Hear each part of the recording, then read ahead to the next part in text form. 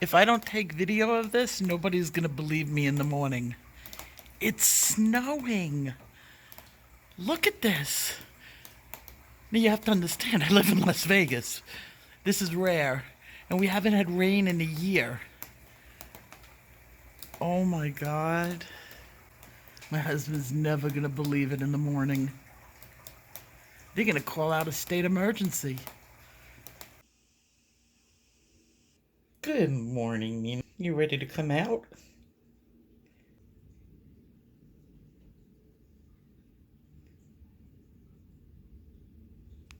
No matter where he is in the craft room, he always ends up in this spot. This is his favorite. Just excuse him, he's a little white faced now, he's shedding. Hi guys, welcome back. It's been a while since I've even had my pencils in my hand.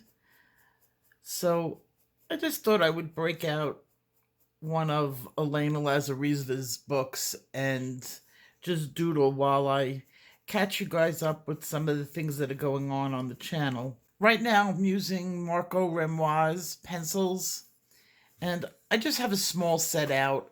I have the largest set, which I'll review, but I also had the small set that I bought first to test to see if I like them, and obviously I did. So I purchased the largest set, but this one's nice for my desk just to have handy. So part 2 of where the pencils come from will be out soon. I thought I was going to get it done today, but I'm a little bit tired, and I still have more research for part 2 to finish. I wanted to catch you guys up with my pencil testers. Boy, this test has been a test of my nerves.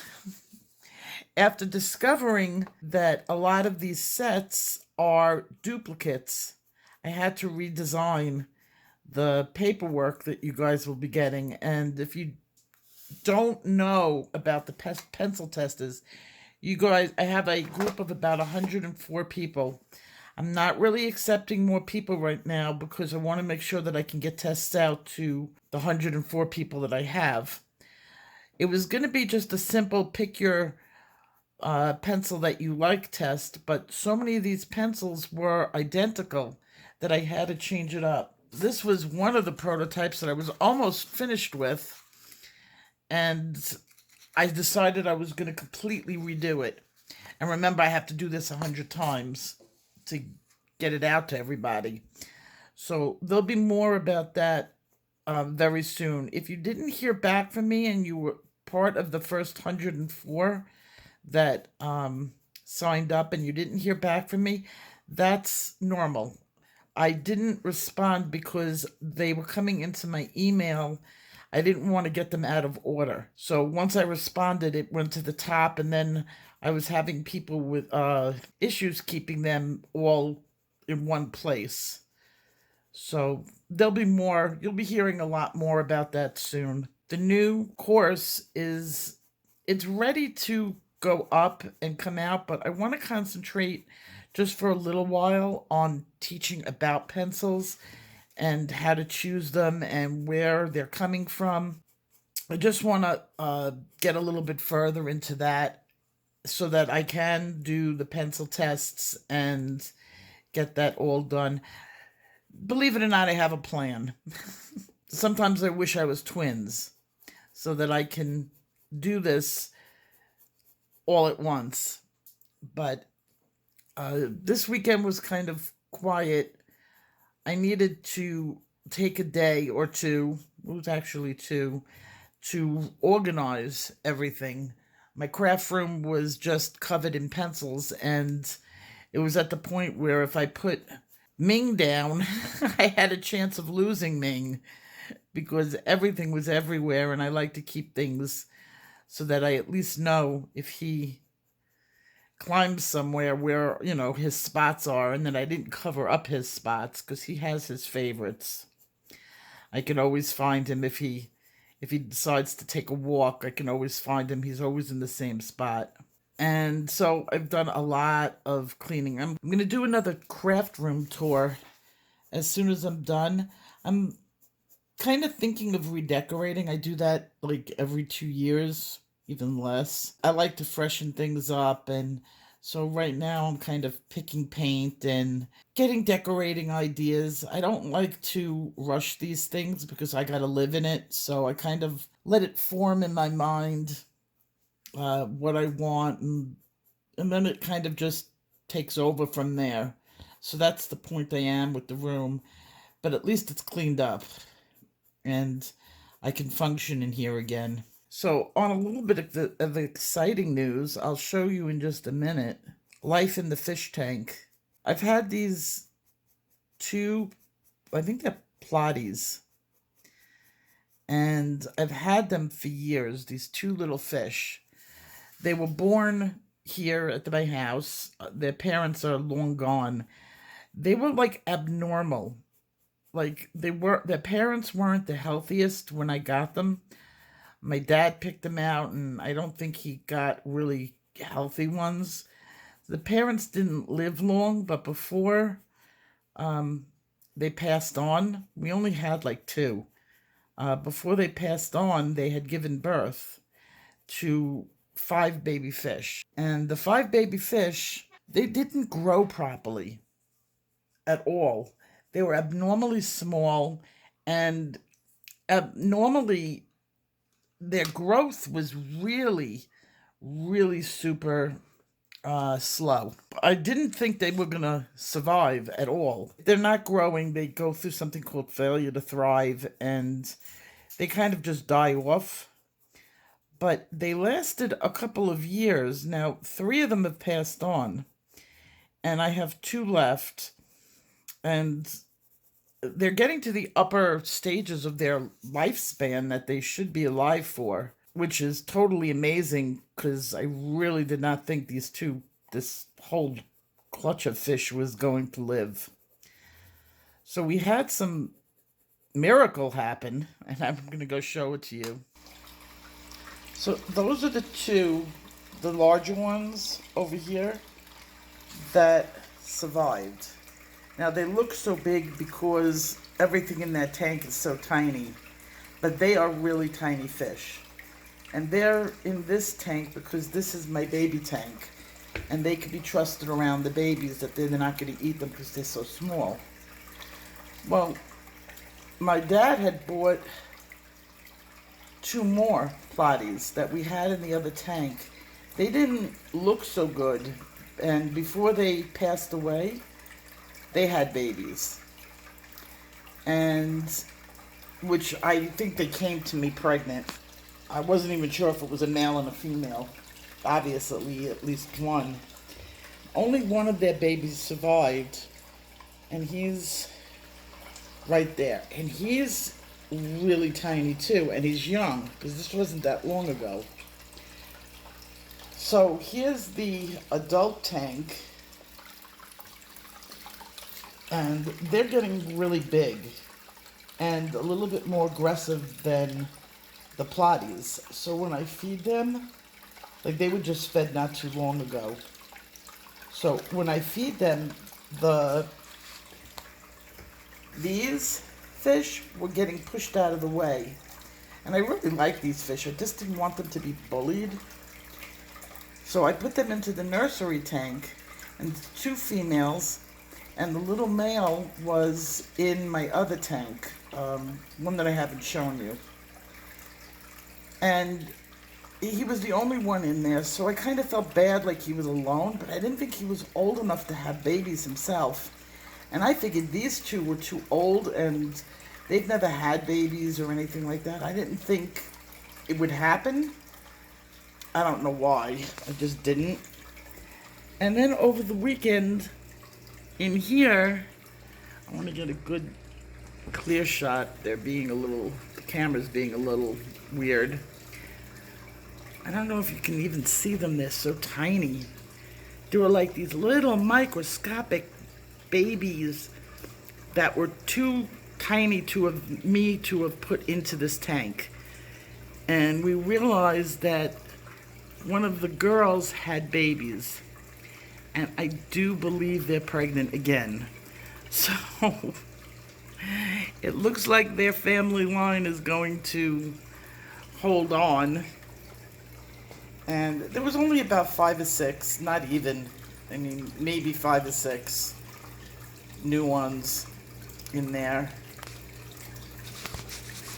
And they look big because of the camera, but they're really, really tiny.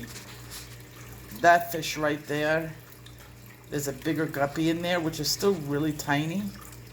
I don't know how, but I think she's pregnant. So these mamas got to get out of my baby tank.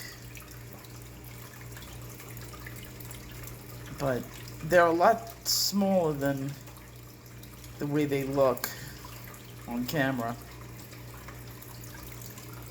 But that was our weekend miracle. I think they're right there. See that little thing shooting across? That's one of the platy babies. It's like 1/3 the size of the guppies that are in this tank. That's how I know it had to have been the platies. So we also had a scare with my dog this weekend. My dog is 1 billion years old. I mean, he's really lived his life. He's blind, he's deaf, just old, and he stopped eating for like 3 days. And we were like, well, we're not going to do anything, vet-wise with him, unless he's in pain. There's nothing really to do. He's just old. He's going to have problems. It didn't seem to be in pain. He just didn't want to eat. And we went through like 3 days of that, and I was kind of preparing my kids for the fact that this will probably be the last year we have him. We adopted him. He was an adult when we adopted him. He wasn't a puppy. We didn't even plan for him. He kind of just showed up on our doorstep. Long story, but he came to us at midnight on one night. Him and his brother. His brother was still alive too. And my friend has his brother. We've had him 16, 17 years. And he was an adult when we got him. So he's really, really old. But he's a tiny chihuahua. And they have long lives. Like, it's not all that miraculous if a dog lives to be 20. That's, a tiny breed. But he's still running around. And then I switched his food up, just chopped meat. Because personally, at this point of his life, he's going to eat whatever he wants to eat and whatever he will eat. So today, I made him some chopped meat. He's acting like he's hungry, but he's just acting stubborn that he wants something different and he doesn't want what I normally feed him. So today I made him a hamburger, broiled up a little bit of chopped meat, just to see if I can get that into him. And he lapped that up like he hadn't eaten in 3 days.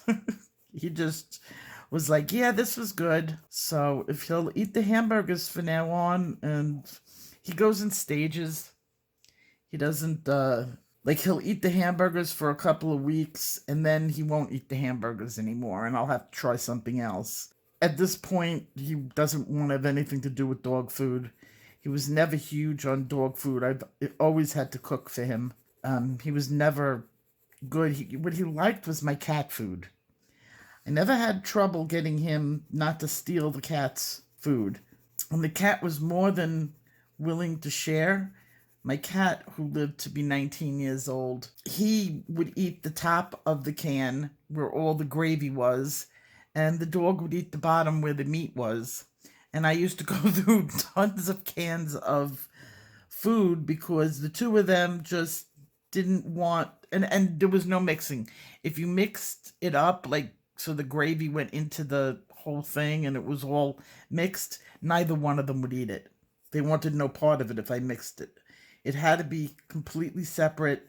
The cat ate first, the dog ate second, and that was them. And there was no stopping it. So he was happy and content up until the point I stopped giving him cat food or allowing him. And he was never into dog food. I don't think they started him on dog food before. He didn't come from an abusive situation or anything like that. It was just he was yappy and they were having a baby and they were afraid the dogs him and his brother were going to wake the baby up and disturb the baby, and I don't blame them because they were very yappy dogs. So that's how we ended up with them. I don't think first of all, he wasn't house trained when we got him, and he was an adult, and that has always been a problem with him. We've always had to be very careful where we allowed him to be, because once a small dog like that is not house trained, it's over. You have to be very strict with them when they're puppies, and these people lived in an apartment and they used puppy pads, and which was the worst thing that they can do. And I think they just liked having a cute little puppy, and then when the puppy was not a puppy anymore, they didn't want it.